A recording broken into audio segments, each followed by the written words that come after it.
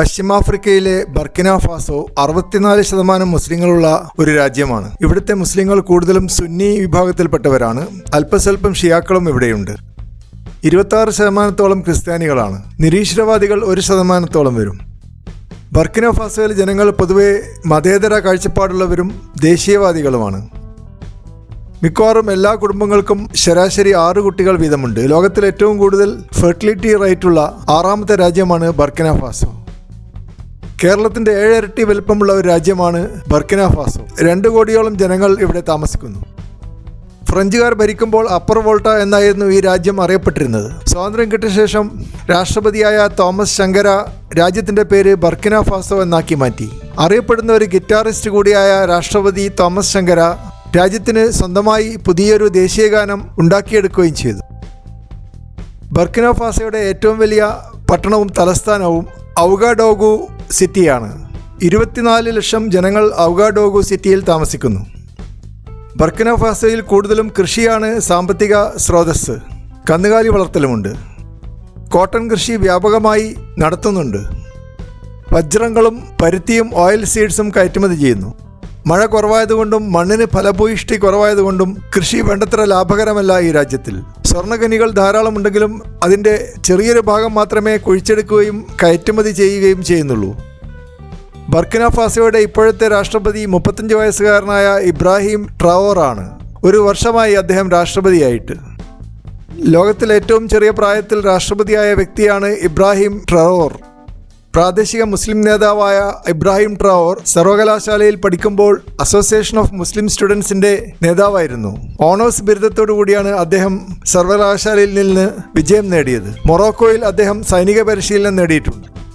മുമ്പ് ബർക്കിന ഫാസോ ഭരിച്ചിരുന്ന ഫ്രാൻസിൻ്റെ പട്ടാളം ഇപ്പോഴും രാജ്യത്തിനകത്ത് തീവ്രവാദം അമർച്ച ചെയ്യാൻ വേണ്ടി സഹായം ചെയ്യുന്നുണ്ട്. ഇബ്രാഹിം ട്രാവോർ രാഷ്ട്രപതിയായതിനു ശേഷം ഫ്രഞ്ചുകാരോട് രാജ്യം വിട്ടുപോകുവാൻ ആവശ്യപ്പെട്ടു. ഞങ്ങളുടെ കാര്യങ്ങൾ നോക്കുവാൻ ഞങ്ങൾക്ക് തന്നെ അറിയാമെന്നും വേറെയും സുഹൃത്തുക്കളെ കണ്ടെത്താൻ ഞങ്ങൾക്ക് പറ്റുമെന്നും അദ്ദേഹം അഭിപ്രായം പറഞ്ഞു. അമേരിക്കയിലെ ന്യൂയോർക്ക് ടൈംസ് ദിനപത്രം അഭിപ്രായപ്പെട്ടത് ഇബ്രാഹിം ട്രാവോറിന് റഷ്യയുമായി ഒരു രഹസ്യബന്ധമുണ്ട് എന്നാണ്. അദ്ദേഹം രാഷ്ട്രപതിയായപ്പോൾ അദ്ദേഹത്തെ സ്വീകരിക്കാൻ തിങ്ങിക്കൂടിയ ജനങ്ങളിൽ പലരും റഷ്യയുടെ പതാകകൾ വീശിക്കാണിക്കുന്നത് കാണാമായിരുന്നു.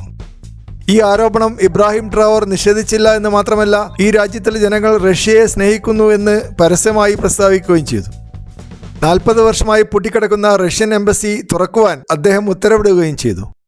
തീവ്രവാദികളെ അമർച്ച ചെയ്യാൻ റഷ്യയുടെ സഹായം ആവശ്യമാണെന്ന് Ibrahim Traore കരുതുന്നതായി French news paper ല മൊണ്ടെ റിപ്പോർട്ട് ചെയ്തു. ഇന്ത്യയിൽ മഹാത്മാഗാന്ധിക്കുള്ള സ്ഥാനമാണ് ബർക്കിന ഫാസോയിൽ തോമസ് ശങ്കരയ്ക്കുള്ളത്. 40 വർഷം മുമ്പ് അദ്ദേഹം രാഷ്ട്രപതിയായിരിക്കുമ്പോഴാണ് ഫ്രാൻസിൻ്റെയും അമേരിക്കയുടെയും ഇടപെടലുകൾ അവസാനിപ്പിക്കുകയും ബർക്കിന ഫാസോ യഥാർത്ഥത്തിൽ ഒരു സ്വതന്ത്ര രാജ്യമാവുകയും ചെയ്തത്. രാജ്യത്തിൻ്റെ മേലിൽ പിടിമുറുക്കാൻ ശ്രമിച്ച ഫ്രാൻസിൻ്റെ രാഷ്ട്രപതി ബർക്കിന ഫാസോയിൽ വന്നപ്പോൾ അദ്ദേഹത്തിൻ്റെ മുമ്പിൽ വെച്ച് പരസ്യമായി തോമസ് ശങ്കര ഫ്രാൻസിൻ്റെ നയങ്ങളെ വിമർശിച്ചു. അതിനെ തുടർന്ന് ഫ്രാൻസ് നൽകി വന്നിരുന്ന ധനസഹായം നിർത്തലാക്കി. എങ്കിലും ഫ്രാൻസിൻ്റെ സഹായമില്ലാതെ രാജ്യത്ത് വമ്പിച്ച വികസന പ്രവർത്തനങ്ങൾ നടത്തുവാൻ തോമസ് ശങ്കരയ്ക്ക് കഴിഞ്ഞു.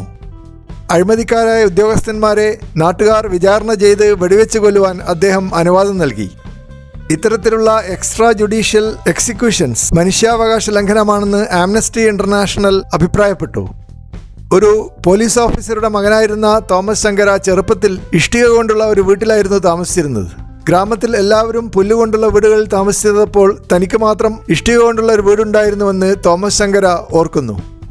രാഷ്ട്രപതി ആയതിനു ശേഷം അദ്ദേഹം ഗ്രാമപ്രദേശങ്ങളിലെ ജനങ്ങൾക്ക് ഇഷ്ടിക വീടുകൾ ഉണ്ടാക്കുവാൻ സഹായം നൽകി. രാജ്യത്തിൻ്റെ എല്ലാ മുക്കിലും മൂലയിലും അദ്ദേഹം ഇഷ്ടിക ഫാക്ടറികൾ സ്ഥാപിച്ചു. രാഷ്ട്രപതിയുടെ ഓഫീസിലേക്ക് കാറിൽ പോകുന്നതിന് പകരം ദിവസവും മോട്ടോർ സൈക്കിൾ ഓടിച്ചാണ് അദ്ദേഹം പോയിരുന്നത്. സാംക്രമിക രോഗങ്ങൾ വളരെ കൂടുതലായ ബർക്കിന ഫാസോയിൽ 20 ലക്ഷം ജനങ്ങൾക്ക് വാക്സിനേഷൻ നൽകുവാൻ അദ്ദേഹത്തിന് കഴിഞ്ഞു. ഗവൺമെൻറ്റിനെ അട്ടിമറിക്കുവാൻ അധ്യാപകർ നടത്തിയ ഒരു അനിശ്ചിതകാല സമരം 2500 അധ്യാപകരെ ഒറ്റയടിക്ക് പിരിച്ചുവിട്ടുകൊണ്ട് അദ്ദേഹം അടിച്ചമർത്തി. ആഫ്രിക്കൻ യൂണിയനിൽ പ്രസംഗിക്കുമ്പോൾ അദ്ദേഹം പറഞ്ഞത് കോളനിവൽക്കരണം അവസാനിച്ചുവെങ്കിലും ഇപ്പോൾ ആഫ്രിക്കയിൽ നിയോ കൊളോണിയലിസം ഉണ്ട് എന്നുമാണ്. രാഷ്ട്രപതിയുടെ ഓഫീസിലെ എയർ കണ്ടീഷനിങ് സംവിധാനം എടുത്തുമാറ്റുകയും തൻ്റെ സമ്പത്ത് ഭൂരിഭാഗവും പാവപ്പെട്ടവർക്ക് ദാനം ചെയ്ത രാഷ്ട്രപതി തോമസ് ശങ്കര സ്വന്തമായി കൈവശം വെച്ചിരുന്നത് ഒരു കാറും 4 മോട്ടോർ സൈക്കിളുകളും 3 ഗിറ്റാറുകളും ഒരു റെഫ്രിജറേറ്ററും മാത്രമായിരുന്നു. മന്ത്രിമാരും ഗവൺമെന്റ് ഉദ്യോഗസ്ഥന്മാരും കോട്ടും സൂട്ടും കൂളിംഗ് ഗ്ലാസും ഇടുന്ന ആഫ്രിക്കൻ രീതി അദ്ദേഹം നിരോധിക്കുകയും ബർക്കിനോ ഫാസോയിലെ കൈത്തറി തൊഴിലാളികൾ ഉണ്ടാക്കുന്ന കോട്ടൺ വസ്ത്രങ്ങൾ മാത്രമേ ധരിക്കാൻ പാടുള്ളൂ എന്ന് നിർദ്ദേശിക്കുകയും ചെയ്തു.